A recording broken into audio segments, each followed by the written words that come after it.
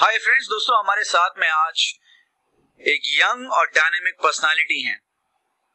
बल्कि मैं तो ये कहना चाहूंगा इनकी पर्सनालिटी को देखकर कि बिल्कुल ये एक एक्टर मटेरियल भी हैं। इनके बारे में बताना चाहूंगा कि इन्होंने एक ऐसी फिल्म को लिखा है जो कि आज विश्व भर में जानी जाती है। मैं बात कर रहा हूं उस फिल्म की जो धूम मचा रही है, वो है लगान। साथ ही साथ इन्होंने फिल्म डायरेक्ट करी रामजी लंदनवाले, और अब वो ऐसी फिल्म लेकर आ रहे हैं जिसमें कि न्यू कमर्स हैं, यंग टैलेंट्स हैं, और ये बिलीव करते हैं कि young talents and new commerce can make it big in Bollywood. So friends, may I have a pleasure to invite this young director from Bollywood, Mr. Sanjay Dayma. Welcome, sir. Welcome. Sanjay ji, पहले तो ये बताइए कि आपकी इतनी पर्सनालिटी इतनी अच्छी है, यंग है, तो ये डायरेक्टर क्यों और ये क्यों डायरेक्शन में क्यों जाना चाहते हैं, पहले जानना चाहेंगे। क्योंकि बहुत से लोग होते हैं जो उनकी पर्सनालिटी बहुत अच्छी होती है, वो उनको वाकई में मतलब एक्सपेरिमेंट करना चाहिए एक्टर के तौर पे। आप डायरेक्टर में क्यों, और ये जानना चाहेंगे आपकी शुरुआत कहाँ से हुई थी? Okay. As I was growing up, the idea was to participate in creative works, and the idea of 9 to 5 work, 9 to 5 job, didn't excite me at all. I come from a very typical Rajasthani business family, and my father had a textile business which one of his sons was expected to take on, but none of us did, and I went to a completely different trajectory to go into creative field. And the assumption was ये hero बनना चाहता है, ये काम नहीं करना चाहता है ये, and I always maintained that I got attracted to filmmaking per se because of the kind of films I grew up seeing. One of the films that finally sort of made the decision for me was Rajkumar Santoshi's Ghayal. I saw that film and I was genuinely moved, and I thought it had the power to reach out to a lot of people, and as a medium suddenly films made a lot of sense to me. Prior to that, I used to write for myself. I used to write small songs, and I used to play the guitar, and so I was basically into the creative this thing, but I had not still identified what is it that I really want to exactly do. And once I made my decision that yes, I want to be a storyteller and share my ideas and my conflicts with the world in such a manner that they either get to know a conflict better, either they understand a conflict better, or they are entertained by a conflict better. So then I started pursuing that, and I initially was aiming only to be a director. But the question is that when you have a great persona, as I've already said, the question is, don't you think so that people must have commented you that, hey Sanjay, why don't you try only an actor because you have a great persona? So don't you think so that some way or the other your mind got fickle, something like you must have thought some way or the other, okay, let's try. I should at least try for at least one film, though I have a good connection with the industry. पहले तो ऐसा कभी हुआ नहीं. Secondly, it really did not excite me as an idea. That's probably a little in the way that I think I needed to own my ideas. An actor participates in the idea, just like a cameraman does, or a composer does, or a art director does, or a costume director does. So acting in itself, to me, didn't seem like a fulfilling thing. But that is only as a thought. Nobody ever approached me, and I'm very sure nobody even thought about it. But if they did, I would still not be really that keen. Okay. Because I was pretty much focused. Sorry to interrupt you, but suppose if any big director says, Sanjay, I will give you a great character role and you look good, are you going to accept it? Are you going to reject it if it is a big banner? I don't think the banner would matter. I think if the mental space... If it's a big story and a big star cast. I'm not talking about great part. It doesn't matter. I'm not an actor, so part se farak nahi padta. I'm saying it's a mental space. Okay. It's like if I know the director very well and it's going to be a lot of fun doing that, then there would be no harm in getting that experience to try out something completely. It's like skydiving. Okay. Right. Agar comfortable or safe environment hai, to you try it. Right. Similar, it would be the same kind of thing. Because I am telling you right at the beginning that I don't know it. Right. But if you're making it fun and your show, you're not going to waste your money, then I wouldn't definitely mind. Then I'll give it a shot. So How was your journey in the school days? Like, for example, maybe every teacher asks every children that, hey, what do you want to become after 12th standard? Or what is your mission or vision after 12th? Or somebody says engineer, somebody says doctor. What did you say to your teacher? Actually, I've always said I don't know. Okay. Because I still don't. Okay. I write movies and I want to direct great movies, but I still maintain that my profession is not the one that's going to define me as a human being. It has to be a little more than that. Okay. So while a banker goes and does his job, which is essentially what he has to do to make money, hopefully he enjoys it. I'm writing and directing films because I enjoy doing it. But is that the sum total of who I am? No, I don't think so. So I still don't know very honestly what I want to be, but I am enjoying the process right now to come to a point where I can write a couple of films that I can be proud of. I can direct a couple of films that I can be proud of. And if that in itself is enough, I could probably move on to something else. Okay. So I still don't know.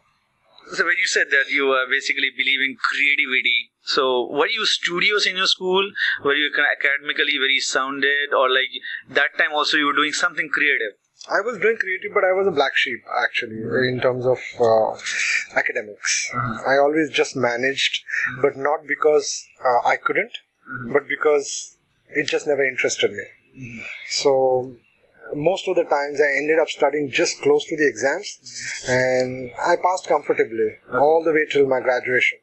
So academically, I don't think my teachers were happy with me.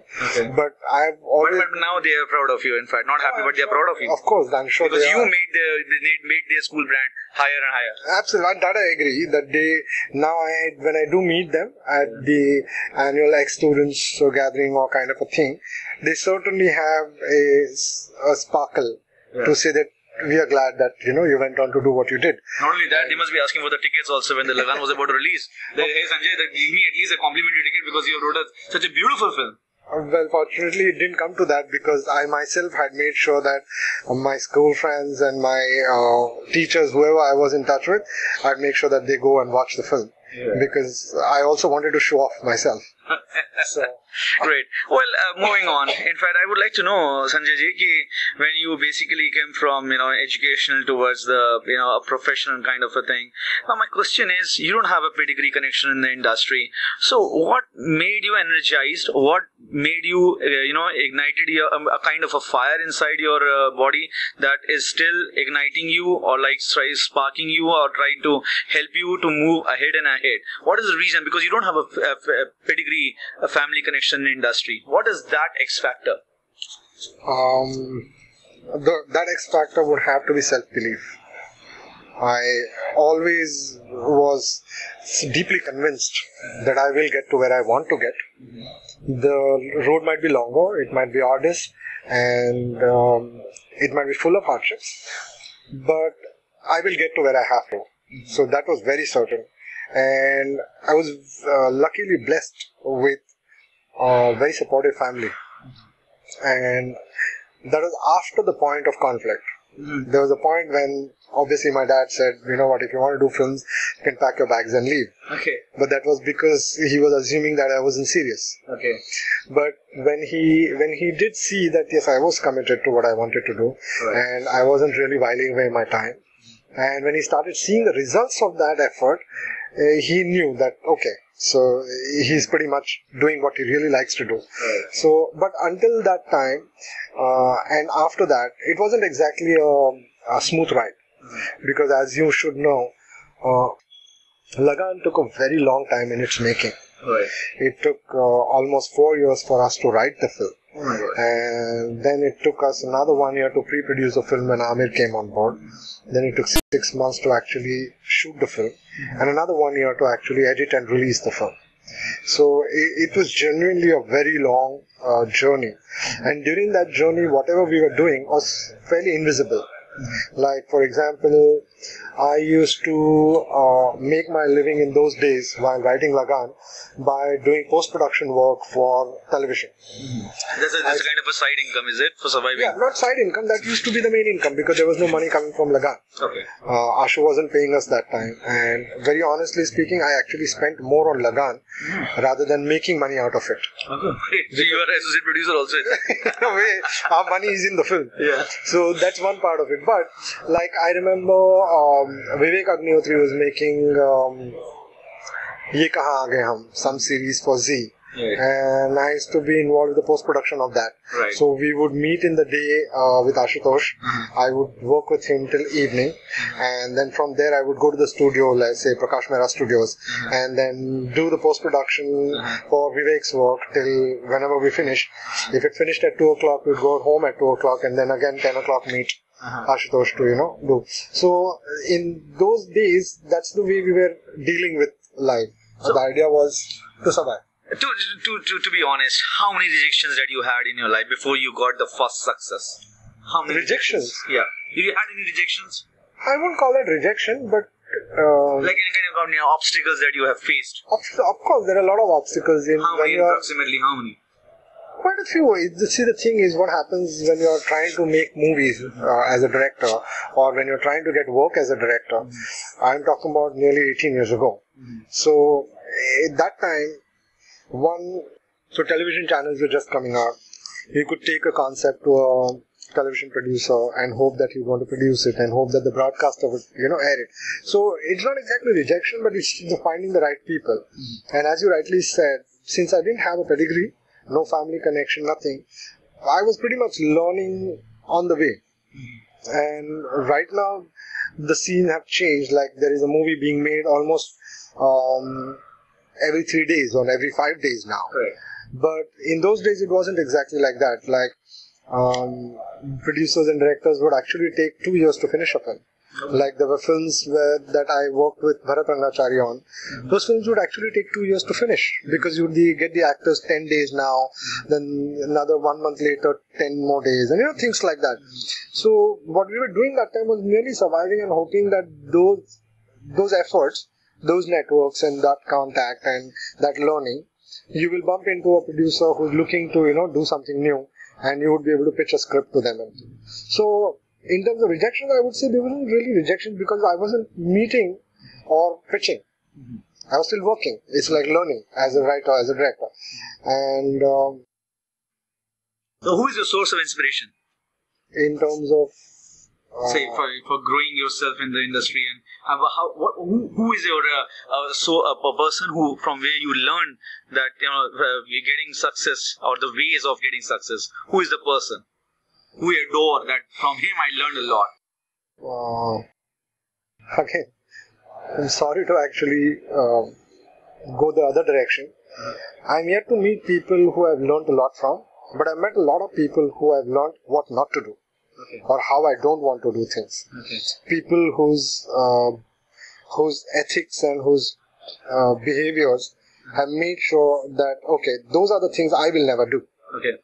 I haven't yet met people who I want to emulate because each is to his own. So to actually copy or to follow someone is very, I don't, at least for me, it's difficult to think in those terms. In terms of filmmakers, there are a lot of filmmakers who I admire and really like. My favorite all-time would be Vijay Anand. He's very mainstream, and yet his body of work was highly underrated in India, I think. At least in mainstream Bollywood. We talk about the greats, but somehow Vijay Anand's name gets lost. And Vijay Anand is the guy who gave us films like Guide, Johnny Mera Naam, Jewel Thief, and some amazing mainstream films which had far more depth, bigger canvases, great technique, and absolutely entertaining material. And in terms of writing, there are quite a lot of people, but yet again, writing came to me by accident, so I was never looking to emulate writers. And I'm not a poet, so poetry is something that I enjoy and listen to, but I'm not writing poetry. In terms of screenplays, it came by accident, so I never read screenplays before I wrote screenplay. And when you write something and that straight lands up at the Oscar door, you sort of start believing the fact that, okay, there's no harm in going with your instinct. You can always learn the so-called techniques and, things like that, but your instinct also brings in a certain element of purity, certain element of freshness, which might be more valuable than academic technique. So writing-wise, again, I love a lot of films and writing in those films, but nobody to emulate as such. You said just now that many years ago, and rather talking about Lagaan, it took many years to get, Lagaan on the floors and to get produced and come on the promos. When you said that, those were the times when the film will be made with a great patience. Now the question is Bollywood industry, Bollywood directors, Bollywood producers, are they really in a hurry to make 3 to 4 films in a year just for making money or just for, achieving their own image in the market? What is your special comments on that? Or what do you think, that shall we go back again to explore more and to give a lot of patience to the actor, to the director, to explore the creativity and then come out of the 4 years, just like what happened in Lagaan case? Well, I think your question presumes something that I don't agree with. Ironically, filmmakers are giving more time to their films today than filmmakers did earlier. I remember working with Bharat Angachari when he was working on 4 films simultaneously. And that was for the same reason, that the actors didn't have dates. So he would work with one producer for 10 days, then work with another producer for 3 days, and it was like that. Today, most writer-directors or producers don't want to do that. So they start a film with the idea that we will start and finish the film. So filmmakers are giving a lot more time and patience to their material today. Having said that, the volume of films which you are referring to is more because filmmaking or film production has become a little more democratized. It's no more as closely cartelized as it used to be once upon a time. Once upon a time, when I say just about 30 years back, if you go, there were probably a handful of producers. And most of those producers liked the idea of keeping it in tight network. They wouldn't just open the doors for everybody to understand how they make money, how movies are put together, what are the revenue sources. In fact, almost till about 10-15 years ago, till the corporates came in, most filmmakers and most industry people genuinely believe that only the producer knows how's the money coming back. We just make the movies. But today that's not the case. Today even assistants know what are the revenue streams, they know how the monies can be brought back, they know what the viability factors are. They get a lot of information that they understand now, and hence they are a little more conscious about these things. So to address your primary point, I think today there is a lot more time given to each film, but the kind of material that is coming is so highly competitive with each other that subjects are being tried only on the basis of its novelty, but the depth to that novelty is not being sought. Right. So it's like making what-if films, but not going to the depth of that question. So who loses in this race? The actor's creativity or the director's creativity? Because producer ultimately manages to recover the money. I've always believed that the only loser in the filmmaking business is the audience. Okay. It's never the producers, it's never the directors, and it's never the actors. It's always the audience that pays $300, watches a crap movie, and comes out saying, I'm never going to watch it again. But in a country that there are 100 million people, almost a billion people, the producers, directors are fairly callous to say that kya farak padta hai yaar, as long as the numbers are good, I am okay. पैसे वापस आ गए ना, किसको अच्छी नहीं लगी, कितने लोगों को अच्छी लगी, उससे क्या फर्क पड़ता है. Whereas an increasing number of people are disillusioned and disenchanted with movies. What it has done is now people are only watching movies that they really want to watch. So what that does is that it takes away the possibility of unknown, smaller, fresher films to take off on the box office. Though, fortunately, they're smart enough that audiences are now shunning away the marquee films and trying out new stuff. Because the youngsters are pretty much interested. They're not carrying the baggages of stardom. So you can meet a person who you talk to and you say, so-and-so star. You say, is he a star really? oh, I thought he's an old man, or he used to be an actor. And they look at the new breed and they say, oh, this guy's a star.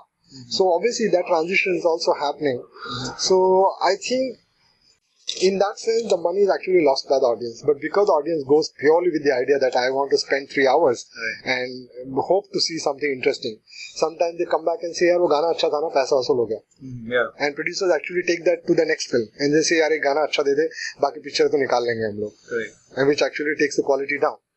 But well, that's how things happen. Once we come to a point where there is enough theatres for different kinds of films to work, and there is enough different kind of material coming out by directors and producers, and audiences slowly and steadily gravitate towards qualitative film, then the crappy films, or the ones that rely too much on nonsense, or a big hype, only big star but no content, or a big name director producer but nothing to back it up, those kind of things will slowly and steadily realize that, well, we can't fool them all the time. At the same time, more often than not, someone like Anurag will launch a new talent, or someone like Aditya Motwane will emerge from somewhere, or, new talent will emerge, and you'll be actually saying, okay, you know what, I want to try someone new rather than someone established. So I think as a process, it's evolving, and it's evolving in a chaos right now. Hopefully, as things settle down, the chaos will also settle. And chaos trends will come out. Good, great thought. As you see that today Indian politics, our leaders are, many of them are caught in corruption. Although recently there was a news like Censor Board Chief of India was being caught. And there was a breaking news that he was being caught with corruption by passing the film through the censors. Now my question is, people are confused, and because Bollywood is considered as a religion, people think that over here 95 to 99% people are very clean and very sophisticated, and they basically believe in making the films. Now my question is, now if there is a corruption existing in Bollywood, can we assume that if a talent does not get a break for struggling days of his or hers after a year or so, can he demand some big chunk amount of money from her father or from his father by saying to the producer that, hey, I'm also putting up this kind of money, take me as an actor, as a lead, because I'm also trying to put up this money out of my pocket. So do you think so that this kind of a corruption can help the actor grow in the market? I don't know how you call that corruption. It's not corruption. It's a fairly legitimate way of launching yourself. Why should that? If the talent does not have a talent, then also do you think so? Well, you and I can't judge that right now, can I? So a talent gets launched and you see them and you say, wow, he's very talented. And then there are pedigree kids who you see and you say, you know what, he or she is all right. But maybe because the family sugar. So I don't see that as corruption. It's legitimate on both sides. The kids born and brought up in film families don't choose to be like that. They just been born in that family, and if they have a natural inclination towards that, which is normal. Business families have kids who grow up to be businessmen and not salaried people. So film kids are going to grow up to be wanting to be in films. So if they're good looking and if they think they can hone their talents, why won't they be launched by their parents, or why shouldn't they be launched by their producer, director, or parents? On the other hand, if I have money and I am convinced that I am talented, instead of going to a producer, I may actually go to an investor and say, you know what, I want to make this movie. But don't you think so that during this process, the producer gets offended that, hey, are you going to show me the money for this? I said that I don't want you to the office. I don't see a talent face in you. Knowing the fact that the talent is ready to give a good chunk amount of money. It doesn't matter. Then also it's not a deal.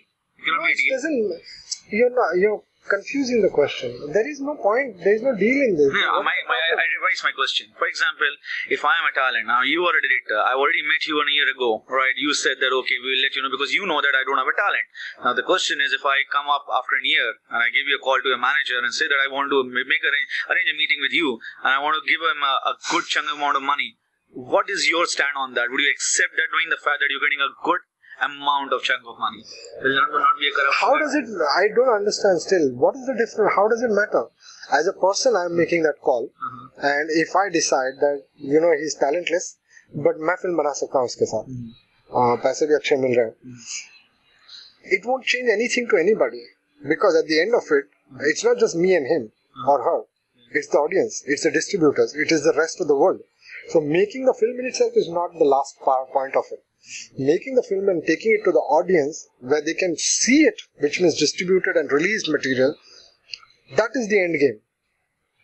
There are so many people who come from all over the country. I understand that the judges are the audience. That's okay. But my question was related to corruption. My question is, if a director This is not takes them... is what I'm saying. Okay. It's a legitimate approach you can have. Because who's talented and who's not is not a judgment call that can be made by two people.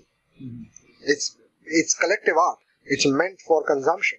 So people will have to decide. So to give you a very good example, I came across a South Indian film which is unbelievably brainless. Okay, it is so bizarre of what the hero does. Unknown, I don't know the name of the hero. But to be honest, I found it entertaining because it was so brainless. Okay. Right. Now, it's an opinion. The film in its own language may have flopped. It may have also been a big hit. I don't know that. But I'm watching some material that I am finding entertaining at a different level. Probably I'm laughing at the serious scenes. Right. Probably I'm serious when they are laughing. It's completely mismatched. But I'm still watching it and I still don't have a problem watching it on TV. Which means I am not in a position to judge whether that is talent or no. The producer can always tell me, hey, I made money. Why are you teaching me how to make money out of this? Right? So my point is, we're looking at it from a different prism. There is no element of corruption involved in this. Okay. There can be an element of corruption involved if I, as a director or someone as a producer, tells a talent that you're fit for this, you're fantastic, I can give you this break, but I'll give it to you only if you do this for me. Okay, that's what you call a corruption. That I would say is corruption. So what should a talent should say in that case? Yes or no? Well, I think that each talent will decide for her or himself because they're adults, I'm hoping. And if they do decide on the basis of their own choices, I would say that they're defining based on what they're pursuing. If they're very ambitious, they may say, big deal. I've had several girlfriends, no big deal having one more who happens to be a producer. A girl might say, I've had boyfriends before and I don't care. As long as she's not forced, coerced or cheated on. Okay. So my point is, these are two adults who are discussing something where they both know what is at stake and both have the choice of simply walking out of the situation. So I don't look at that as corruption, but I would say that the producer-director in that case is being extremely unethical.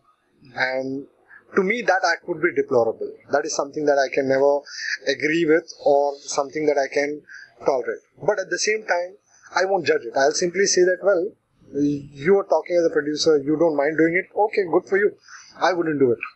So I'm saying these are all, and I don't think it's just related to films. It's the same thing anywhere you go. You go to multinationals, you may have a company HR head who says, I can get you the job, I can give you the salary that you're looking for, let's go for a dinner before that. Let me figure out if you're really good at that. And then goes further. Both the times, both people have the option of saying, I'm not going to do a dinner with you to get a job. Right.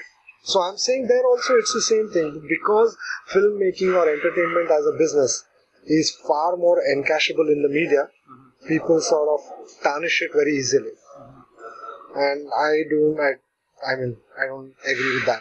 Okay. Moving on to a very interesting question, and that is, suppose if a talent becomes very popular and a popular name in our country and worldwide.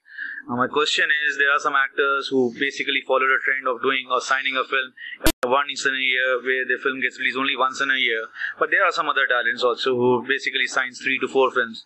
Now, question is, that person who comes once in a year, people or fans have, they miss them. And as a matter of fact, you see that the film goes to 100 crore or 200 crore because he's coming once in a year. So as a director point of view, what is your special comments on those talents who wanted to sign 3 films in a year or 1 film in a year? What is advantages to that talent? 3 films in a year or 1 film in a year? Again, I have a different take on that. Yeah. If you look at the career graph of someone like Amir and you look at the career graph of someone like Akshay Kumar. Right. Akshay Kumar does movies because he wants to do movies all the time. Yes. Amir wants to do movies when he wants to do a movie when he's convinced of the material, Right. and he believes that by participating in that film, he will get the maximum satisfaction out of it. And he doesn't equate that only to financial success. Right. It's very important to him, I'm sure, but there is something more than just that. Whereas somebody else, like I mentioned, Akshay, who likes to do movies, who says, "Ye nahi chali, to next one nahi chalegi." I'm enjoying what I'm doing, and I do what I like to do. So I agree with both. I have no issues with both. But in longevity factor, in a world where eventually you will look back at your body of work, then I would say talents will choose to focus on one thing at a time and don't mind giving themselves the time to enjoy life as well. Right. After finishing their material, their work or project, and then say, you know what, I don't have to rush into another film. I'm going to take a 2-month break, spend time with my family, holiday, probably read up, and then there is this other film that I'm starting 2 months later. I would really admire people like that. That's my personal. So it's like stress factor should not hamper there. Not just stress factor. I think that means that you're giving your own work. It's like a kind of a time management. Time management is a different, that's more management thing, but I'm saying this, to me, it means that the person values what he or she does. Okay. And when you value and give it that much respect, that it's not just being on the job every day, it's enjoying what you do in such a manner that I also don't want to oversupply the market with that work. So is time management important in Bollywood? Of course, time management is important, even if you're a panwala. So it doesn't really matter, because time management is about maximizing the things that you do in a day. And you can only do that when you do what you need to do at the right time. I've seen some brilliant actors, interviews. I've read some interviews of brilliant actors where they say that when they were running 103 degrees centigrade of high fever, the question is the director wants to shot them in a rainy season or kind of it's a location where they have to dance on a rain song or something like that. Knowing the fact they are fever, knowing the fact that they are very established icons or really worldwide popular icons, why there's a need of them stressing it up just because to avoid the money which has been invested on the hiring the studio, they wanted to avoid that, to their losses to be not, the losses should not come up in a huge amount. Is that so? Or like, can they not adjust? Can they not mutually adjust that? Okay, fine. I can at least postpone this shoot for a couple of days more. What is your pick on that? I mean, what do you think? I'm talking about from the point of view as a director. Again, it's probably a project-driven thing. If that particular project requires the actor to finish that because there are logistic issues after that.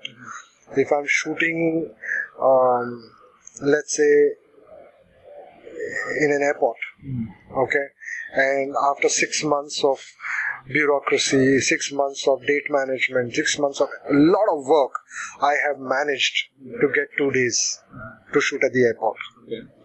And if as a director, my producers, I've given you 2 days, we can't even go to 2.1 day.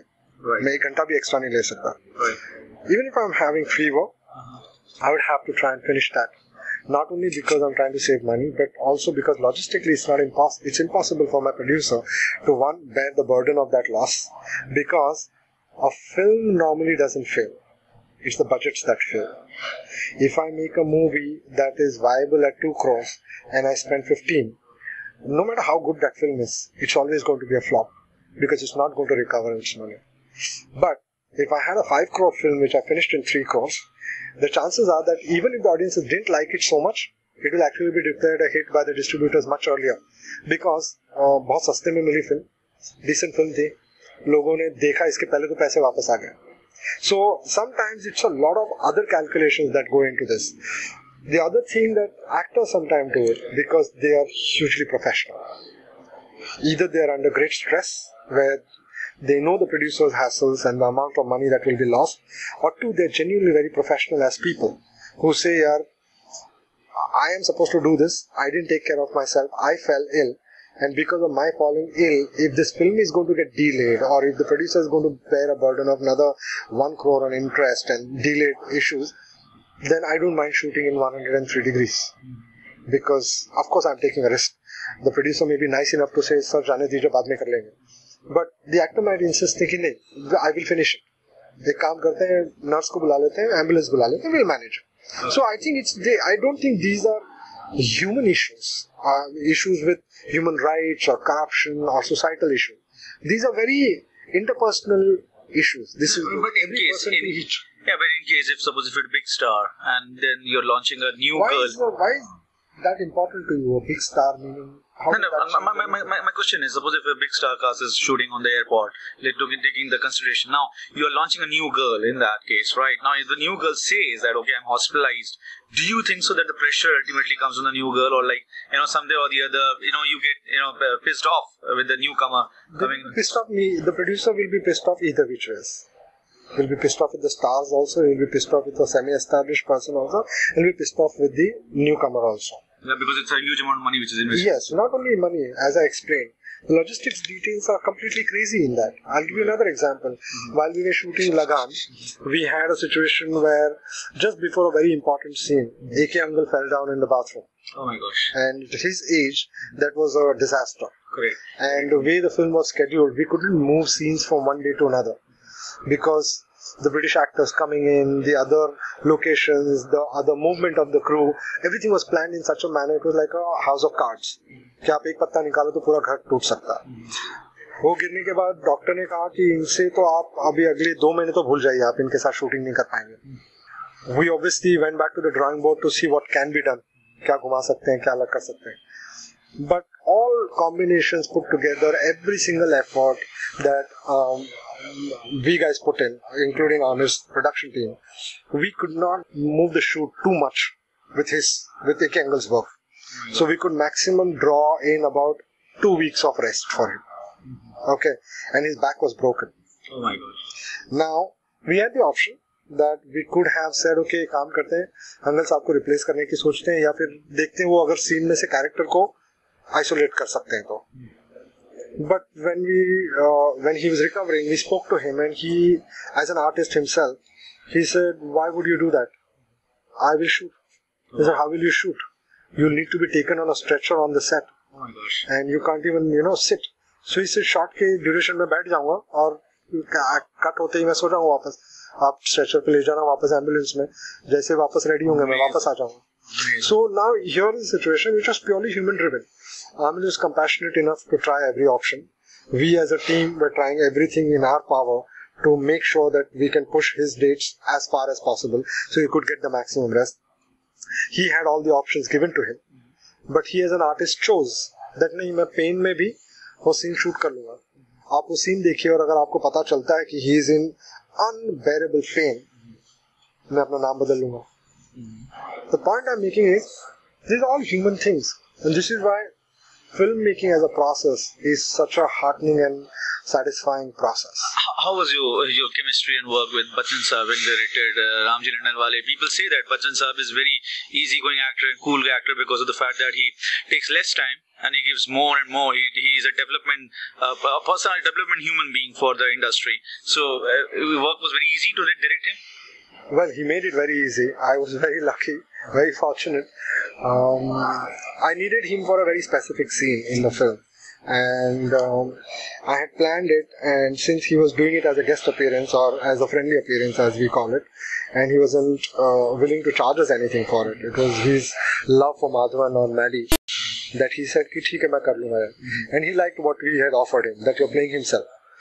And Bachchan Saab is considered to be a man of dignity and man of punctuality. Absolutely. So the question is, were you on the time? I was actually a step ahead. Okay. His office assistant Rosie told me the day before that I have exactly 3 hours for you. Uh-huh. So at 9 o'clock he will be on the set, but he must leave at 12. Okay. Because he's got things lined up and I just will not be able to do anything. Okay. I said I absolutely understand, and I will make sure that I wrap him before that. Okay. So before the day, I actually mailed him a list of shots I was going to shoot with him. Okay. And when he left his home, his office called us and told us he's left home. Okay. What I did was I actually set up the shot in such a manner that his car could come into the shot and he could get off and I could actually start shooting with him. Oh my gosh. So I was absolutely ready. He had bought his suit that he wanted to wear. So he came in airglow. At what time did you came? We were there at 7:30. Okay, we were already prepared and we were doing something else before that. Okay. So I started with him on the dot. Okay. And at 11 o'clock, I had finished everything. Wonderful. So I went back to him and he said, "You're really done." And he had made it very easy. So to direct him was not much an issue because one, he's phenomenal as an actor, and since he was playing himself, he just had to be himself. Okay. So he said, "You just tell me what I need to do, I'll do it." And he did it. And when I finished at 11, I realized that मेरे पास 1 घंटा है and nobody dubs like Mr. Bachchan. And he can remember his lines from 6 months, even if he shot 4 more films after that.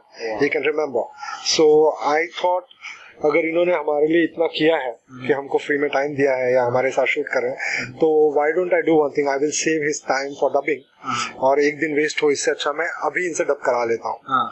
So I told Mr. Bachchan this idea. I said, "I'll get my sound team inside here, and what you just shot, could we quickly dub it so I won't waste your time later ahead for dubbing?" So he looks at me and Maddie and again at me and he says, he tells Maddie, he said, "Looks like your director doesn't like me." So I was a little, so why are you saying that? He said, लोगों को अगर मुझसे मिलने का मौका मिलता है तो उस मौके को डबल करना चाहते हैं. तुमको मौका मिल रहा है तो तुम कह रहे हो कि आगे नहीं मिले तो अच्छा है. That's very odd. So then obviously we started laughing at his joke, and then he was gracious enough and he said, just because of the way you're thinking and because you finished what you were supposed to do in the time that you said, it'll be my pleasure to actually dub for you. So just stay in touch with Rosie and we'll work that out. And he did. And that also he did. Like, he stopped his dubbing for some other film and he said, "Okay, I'll do this during this time." So obviously the joy of working with him was incredible. There's another film that I have been trying to reach to him for nearly 2 years now. Unfortunately, I've not been able to get him excited about that film. It's a film called Dayan Angrezi, which is well, his team at ABCL has liked the film, and we're hoping for him to read the film sometime. And I'm sure he would love it because knowing his love for Hindi as a language, and the film is essentially about it's a nationalist take on Hindi language in a satirical manner. And it's my way of sort of appreciating all the literature giant of this country. And I'm hoping, keeping my fingers crossed, whenever he reads it, and I'm hoping that he'll call and say, "You know what, I like what I read." I really sincerely wish that Bachchan Sahab again gives you your time, and definitely you have a great quality time spent with Bachchan Sahab. But talking about Bachchan Sahab, added on, people feel that he's such a huge star. Were you a little bit nervous when you met Bachchan Sahab first of all? Were your legs were shaking when you first met with Bachchan Sahab? He's a huge star. Well, fortunately, I was not 22 when I met him, so I wasn't that nervous. I had already grown up to be an adult. And secondly, before I shot with him, I actually met him to narrate the film to him and tell him what we were doing with him. And it's his generosity and his grace that made me very comfortable in the way he dealt with us. His love and affection for Maddie was evident. And in the way he sort of encouraged us, it seemed like here is someone who's going to come on set to support us and not to dominate us. And he did exactly that. So when I actually shot with him, it was one of the most fluid shoots that I have had because it was smooth as butter. I just started shooting, told him what he needs to do, and he did, and before we knew it, it was over. So it was just 2 hours that he gave a shot. So no, I wasn't really nervous shooting with him. And I wish actually I was, because there will be some stories to tell about that. You seems to be a very planned director of Bollywood. Do you plan your holidays also? Do you plan your leisure activities also? Do you believe in planning? I believe in planning, yes, but I don't believe in planning life. Professionally, I'm sure everybody does. MBAs plan their careers. They have to do everything according to a plan. So is a film. Film is very cost sensitive. Losing a day here and there is a lot of money lost. So obviously for the films, I go to great lengths to plan, which I learned actually while we were doing Lagaan. We pre-produced the film for 1 year. And we went into the most microscopic details that one could go into, including the psychology of a crew.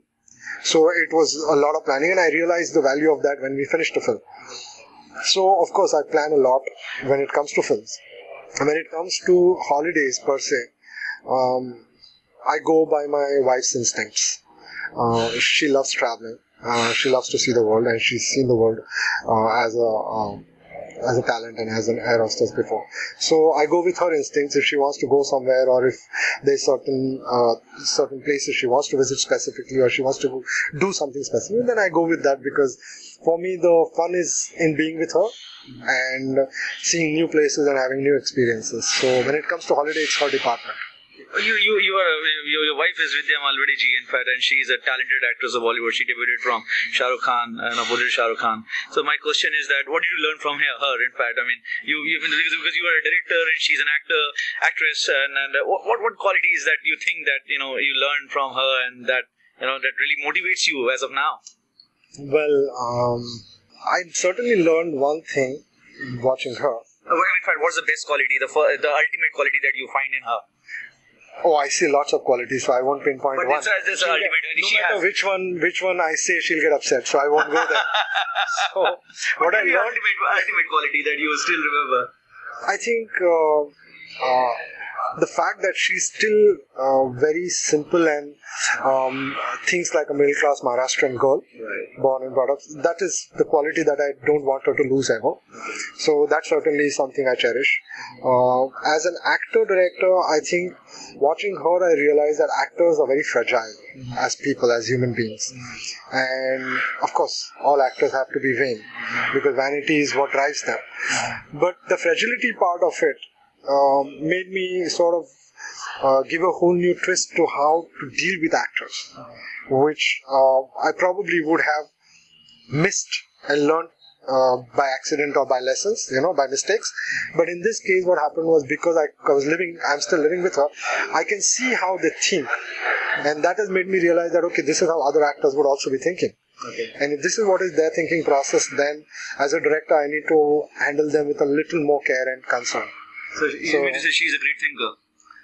Not really, but the human fragility comes through. Okay, well, can she be a good advisor to you whenever you basically walk inside your home, and when you say that, okay, these are the brilliant shot we shot today, a climax scene, or can she advise for the good to you? Not advise, but she's a very harsh critic. Okay. So, and she does it honestly, not to hurt me. So her responses are very audience-like. She doesn't talk like a technical person as an actor. Okay. She will see something and she will respond to it straight away. Okay. And there are certain things that... So do you love listening to critics from the film critics or from your wife? I love to listen to criticism if it is not coming from a high chair. When I say high chair, I mean when the person doesn't project that they know it all, and their own sense of the kind of films that we make here in India does not necessarily have to cater to the East European market or the Western thinking, because even the West is waking up to India now. It's, for another example, the martial art movies have always been the diet in Chinese and the Japanese films. They are not embarrassed or conscious of they don't carry any inferiority complex about it. Somehow driven by the critiques in the East or in India, they somehow impose that inferiority complex by comparing the films to what might be specific to a different taste. So I think that is a mismatch that really bothers me at times. I would hope for them to sometimes have the magnanimity to say that, okay, I know what Rohit Shetty is catering to, and from that point of view, I do understand that he's fun. It's great fun to watch his films. Okay. And similarly, when Anurag Kashyap is doing his material, they should have the ability to understand that Anurag is not catering to the same market as Rohit is catering to. Right. And hence, his films will have a different sensibility. Okay. And they don't come from the fact that it's Anurag's film or Rohit's film. It also comes from the fact that Rohit is catering to a different kind of audience and Anurag is catering to a different kind of audience. Mm-hmm. There is always a converging audience which likes both. So, I personally would like critics to bring that into their filter. If they add that filter and criticize ruthlessly, I'd be absolutely fine. Because when you look at our films, the West doesn't have to deal with music as a necessity. Right. We are told by the producers that बिना गानों के film कैसे बनेगी? No, but if you talk about the great film like Wednesday, doesn't have a song, but it became a huge hit. So can't you directors convince the producer that, sir, this is the example? Well, like I said, if it is possible, of course you would want to do that. I am saying the producers come with the idea that there is a certain kind of film where music is a necessity. So who is the decision maker, the producer or the director for starting the project? I think in terms of creativity. Well, decision is a different. You are mixing two things. Creative decision is made at a different level, and financial decision, which is the start of the project, is made at a different point. So, for me, but the creative decision is not final till the time the financial decision is made. Okay, let's assume the final decision has been taken. Now the creative decision. So, for example, now you know very well that you have a hit formula to implement in the market. Now, but then you know very well that this hit formula will come only when you're going to. I don't agree with that. I don't think there is a formula to start with. I think any story well told and with a clear audience in mind has a capacity to work. But if I'm making a film for 6-year-olds and hoping for 50-year-olds to like it, it's my mistake. So obviously I must know what I am saying and to who I'm saying it. So I don't know a formula. But personal experience, I can say that I'm driven purely by conviction. Which means I won't make a film till the time I am convinced that that material needs to be taken to the audience. Even if it is for pure entertainment purpose. If it's a comedy like say Ramji Londonwaley, it was something that was comedy. That's not my core competence. That's not that excites me. I am pretty much happy writing social drama or social conflict. But when that material came to me, I was excited about the inherent human drama in it. And I said, yeah, comic take and we can do it. So I am personally driven by conviction. Hence, it allows me to sit with my producers, however successful they might be, to argue with them from my conviction. But there will be a point after which my arguments will be seen as arrogance. And I must know where that line is. Because I still have the choice to tell the producer, okay, thank you, let's not do this film together, I will bring something else to you. Or the producer should be able to tell me that, the film that you're talking about, I'm not convinced about that, so I'm not going to make that film. After having decided what we are making together, if there are creative differences, then the call should be taken by the director. It shouldn't be a financial decision. So that's how I see it. It's a very necessary, combined relationship, like a marriage between a producer-director. As I always say, films are cost sensitive. I am even more cost sensitive to a film than some of the other directors that I've seen. So I wouldn't actually touch a film which I think is financially unviable simply because the kind of distribution network that one can get for a particular film, if that doesn't allow you to regain that money with all revenue sources put together, it's actually silly to make that film. It's like me making a 50 crore film with a star who cannot bring back 15 crores. So I'm already taking a risk of 35 crores, hoping that it will be a hit. I might as well go to Las Vegas and go to the casinos. So I'm saying, once you know that, the decision between the producer and director have to be very fluid.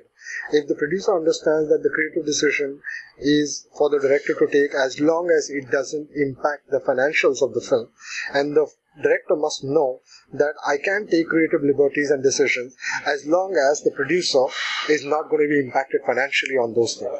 And all these can be worked out much before in advance, because you don't make a film in a day.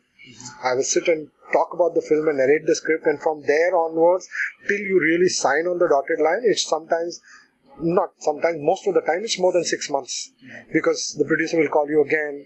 He would want to hear more details about the film. He would want to know how you think. He would have some of the other friends of his listen to the script. If they all respond favorably, then they will look at the viability possibility, everything. So that whole process is when you actually deal with the creative issues, right? Largely. Almost 90-80% of that. Right. And then the 10-20% which can sometimes happen due to, say, casting. Okay. It can happen to the kind of song that can go into, or those kind of things. One has to be looking at the film and then take that decision based on what is the best for the film. And if it keeps the creative integrity together, fair enough. I have a great question, in fact, which comes in the minds of every talent, every actor actually, who are working in the Bollywood industry or who are trying to make the breakthrough in the market. And that is you talking about a song. Now, if the song is super hit, Now, the film does manages to become average, does not becomes a flop at all because people love the song. People at least try to take a risk of going to the song for 3 hours of watching movie. Now, my question is, who decides that this song is a super hit song or we can change the song? Like, I mean, you as a team decide, or like the actor is also being considered in this particular process, that the actor is being called and say that, okay, listen to this song. If you like this, we'll take this song. Like, I mean, how this happens actually? Because song is an integral part of the industry. I'll tell you what. I think your understanding of how that happens is a little off. The song will be decided irrespective of who's going to be shot on. So, if I have a film where there are 6 songs, I'll be recording those songs much before the film is planned and released. But before the star is being casted also? Not really. Most of the time, the star will be known. If the star is known, the star cannot say to the director that, okay, I need to listen to the songs first because it has to be a very good flavor. Not really. I don't think there's any star who does that. So is it a gambling? It's not gamble. The song is an integral part of the storytelling. So the actor is committed to the story. If you say the story is great, the songs are only going to make it better. And if one of the songs is great, then they will spend more money on that to make sure they market it well. No, but for example, if the songs are not so much digestible for an actor's point of view... How is anybody going to decide that before it goes to the audience, yeah? Look at people left listening to multiple times. You can at least decide that, okay... No, you can't. When you watch a promo that you can't. There are a lot of songs which when you hear it for the first time, you say, yeah, ye koi gana hai kya? And then it goes on to become a super hit. So, but can't the actor say to the director that, say, I want this music director only on this film. Otherwise, I'm not going to do the film. A star can do that. A star can pressurize this to the director. Yeah, but only to a director who's willing to suck up to the star. If the director is convinced about what he's talking about and the film that he has on hand, then I think most directors would prefer to get the star on the power of the story and the treatment note that they have in mind.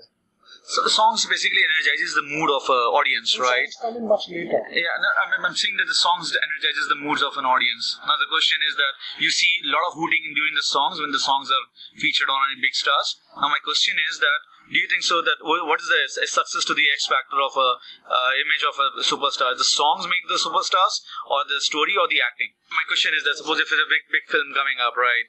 Now the big film has a great actor, a great acting, and a great song. So who is going to be giving credit? All the 3 departments, or like?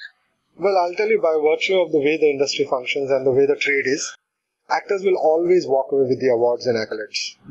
The flop always belongs to the director. The financial loss always belongs to the producer, and the success always belongs to the actor.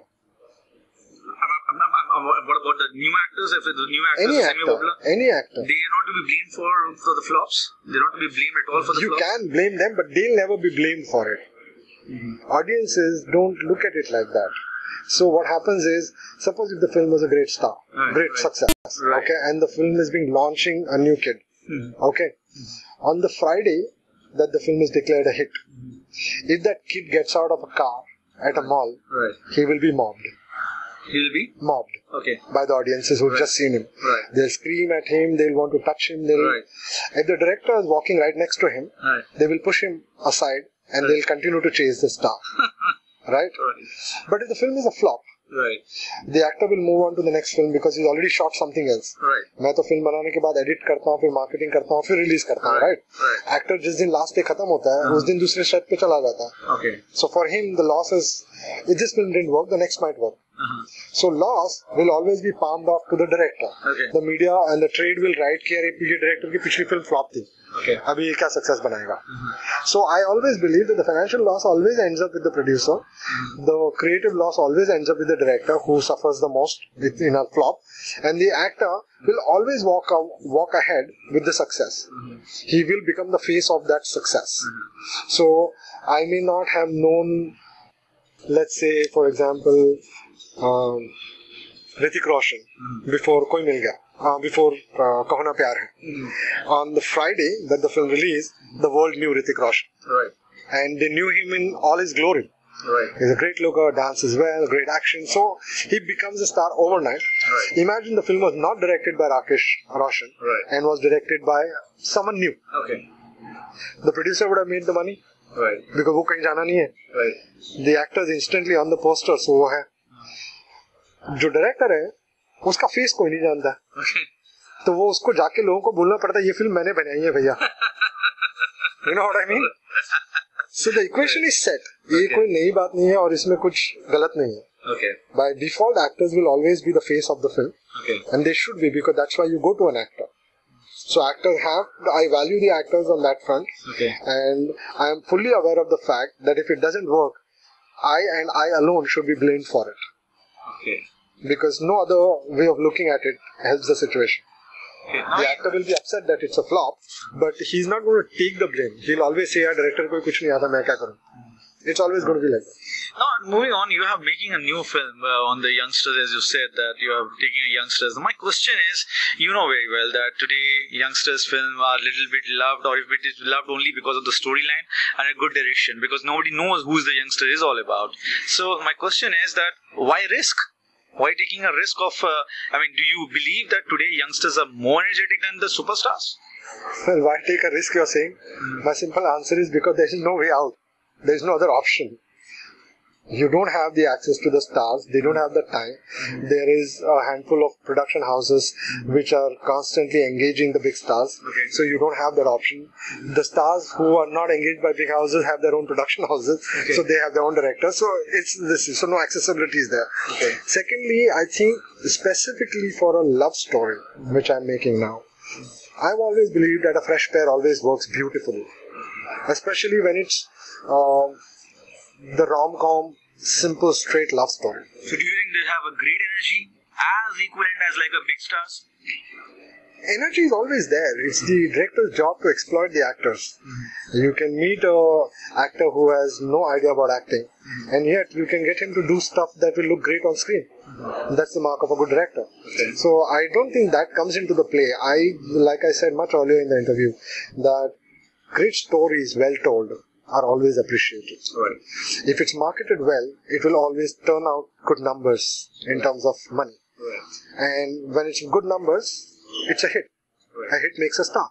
Right. So newcomers से star बनने के लिए उनको सिर्फ एक Friday चाहिए होता है. Okay. So I don't look at their energy level. They should suit the part. So if I'm looking for an actor of a particular kind and I need a particular kind of performance ability from him, that's all I need to really look for. Once I find that, that's the boy who's going to play the hero. And I look for the girl who has to have a certain quality, certain things, certain performance abilities, certain dancing abilities, certain things that she needs for that part. If she has it, she's my actor. And then Friday ke upar, we can all find out what happened. Okay. So if it's a hit, they both go on to become stars.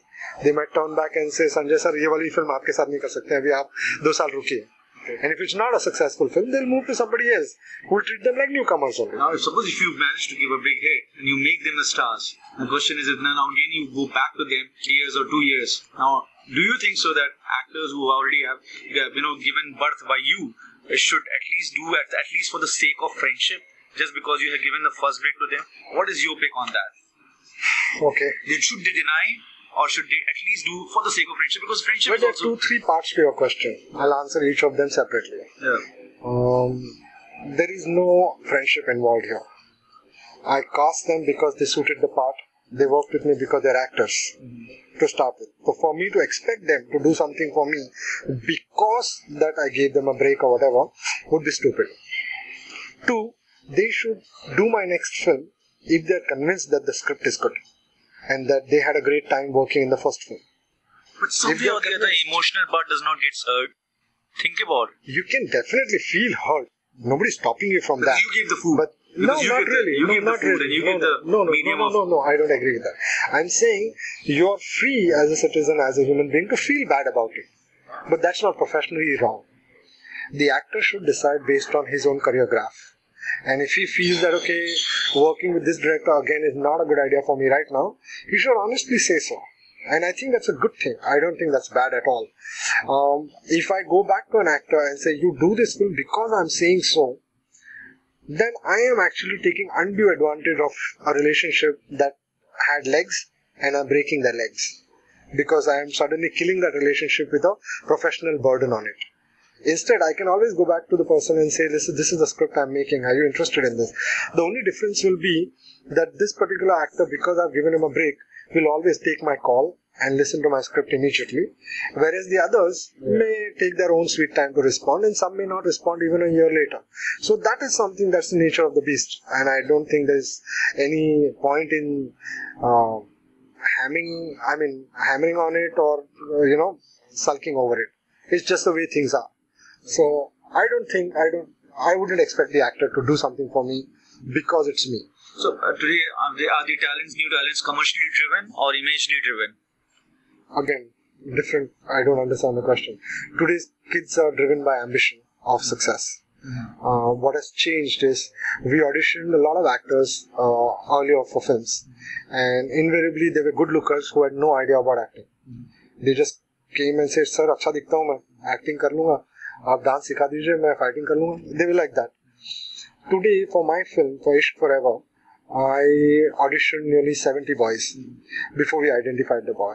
And to be very honest, I stand impressed by most of the kids at the audition because one, they know what they have to offer. So they're not only good looking, they are well toned up, they present themselves very well, and they are ready to act in front of the camera. So you don't feel like a fool trying to tell the person what to do. So this is something that was very heartening. Yeah, it was difficult to say from this question was that commercially driven means they basically wanted to make money from the film to survive in Mumbai city, or like imagely, or if I say that if they are imagely driven, that means to say, do they think that they are only wanted to make their name in industry, let the money follow them? वो तो भी यार अंदर की बात है, वो actor कैसे सोचता है तो बड़ा मुश्किल है, but I don't think there is any difference in any of that. Mm-hmm. Longevity is a natural. And when you see the audition tapes, there must be 3 to 4 people actually who you think that they're great actors. Now you want to select only one. What is the X factor that you choose? Because it's very difficult for you also. Yeah. When you basically see that such a talented people are there in front of you performing, and you see that 4 people are being locked in your mind. So how do you manage? Because this can be a partiality for talent number 3 or talent number 2 if you are selecting talent number 1 or talent number 4. How is it partiality? It's my choice. Okay. I'm not committing to anybody. Secondly, I will choose the actor based on the part, like I said. Mm-hmm. You'll never look for someone who is 100%. Mm-hmm. You will find someone who fits the physical mold first. अगर मेरे को लड़का 5 foot 2 inch का ही चाहिए, तो मैं 6 foot वाले को तो देखूंगा ही नहीं ना मैं. So पहले फिल्टर वैसे निकल जाएगा. दूसरा, अगर मैं चाहता हूँ कि वो एक पर्टिकुलर एक्सेंट से हो, कि वो साउथ से हो, या वो नॉर्थ से हो, या वो यहाँ से वहाँ से हो, वो है, उनको निकाल के बाकी आउट हो गए. मैं चाहता हूँ कि वो डांसर हो, जो नॉन डांसर है वो बाहर हो गए.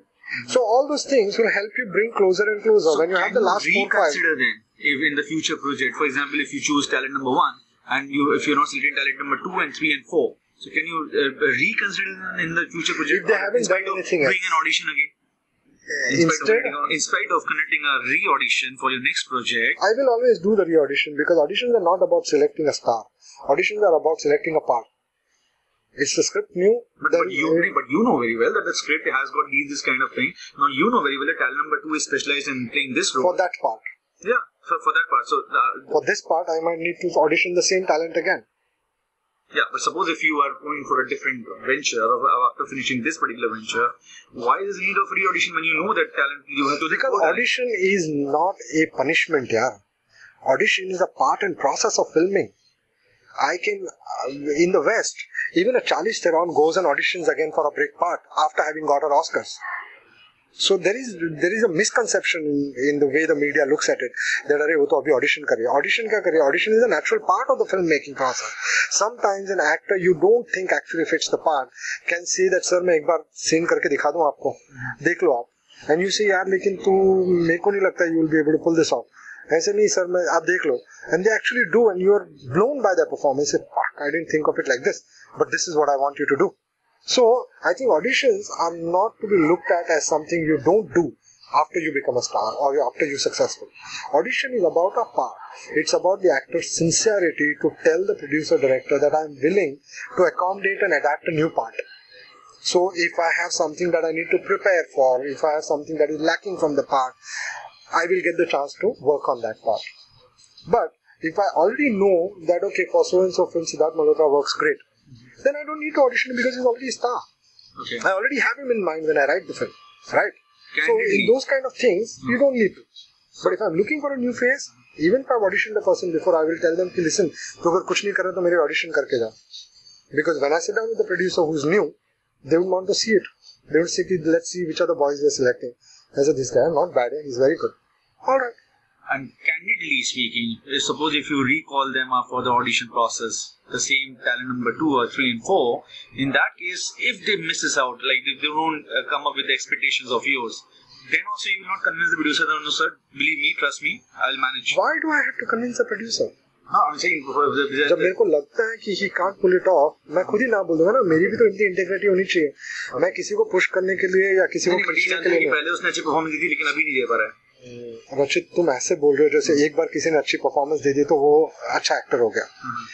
Every part has its own nuances. Okay. I cannot take a Nawazuddin and tell him to play something that is against his grain right away. Okay. But if he says कि यार sir मेरे को try कर लो मैं कर दूंगा, and I give him and he comes in front of the camera and he kicks ass, then I know, yeah, wow, he's amazing. Okay. But my natural process will be to say no, Nawaz is not the right choice for it. Let us look for something like this. Okay. So I think the audition का जो definition है लोगों के दिमाग में वो बहुत गलत है. I think I am glad today kids come into the audition so professionally. They don't want to sit and chat and indulge in sir आप और क्या कर रहे हैं. They come straight and they ask okay कहाँ पे audition हो रही है सर, नीचे हो रही है, ठीक है, scene ले लेंगे और जाएंगे, रेडी हो कह देंगे सर मैं रेडी हूँ, कर लो. So they are also not emotionally investing in the audition. They are doing it like professionals. Right. So they come, they deliver the scene and they go back hoping that मेरा अगर काम अच्छा है तो मेरे को फोन कर लेंगे वापस, नहीं है तो मैं दूसरे auditions करता रहूँगा. Right. So that professionalism is coming in and I am very glad it is coming in. Wonderful. It is the way it is supposed to be. Wonderful. On the last segment, now would like to know, as you are a good director and you have given a birth to a film which has gone to the Oscars and being widely known. So what is your 3 vital tips to the youngsters who wanted to, make their mark successfully in Bollywood as an actor? As an actor, I would say the 3 vital tips. Don't be lazy. There is so much unbelievable competition that if you don't chase every part that like your life depends on it, you will certainly miss out. Don't wait for lady luck to come knocking your door because वो कभी हो सकता है, नहीं भी हो सकता. So you have to continue. 2, acting is not about just getting a part in a Karan Johar film. Acting is something that will evolve as you grow. So please continue to develop yourself as an actor by doing whatever you can, including simply observing the world around you without any judgment. Just sit on a railway station if you have an hour extra and watch different people. How they walk, how they talk, how they behave, what's their mannerism. Watch a character and say, can I find out if that person is afraid or if that person is nervous, if that person is arrogant, or if I can find those things out. So observation is a very important part that I think most actors and kids don't know much about. They should do that. And 3rd, I think an actor without much knowledge is always a limited actor. So an actor will always become a better actor if he reads a lot and if he watches a lot. So if he reads, he'll understand different kinds of people, different parts written by different authors, and it will give them a sense of complexity and depth in how they can add more layers to their simple parts, so that directors and writers can write more complex parts, better screen presence can be created, better characters can be created on screen, and things like that. Wonderful. So I think these 3 things are certainly important for an actor. Thank you, Sanjay ji, for giving your time, and really nice meeting you, and thank you for your wise words. Thank you very much. Talent. Thank you. It was a pleasure.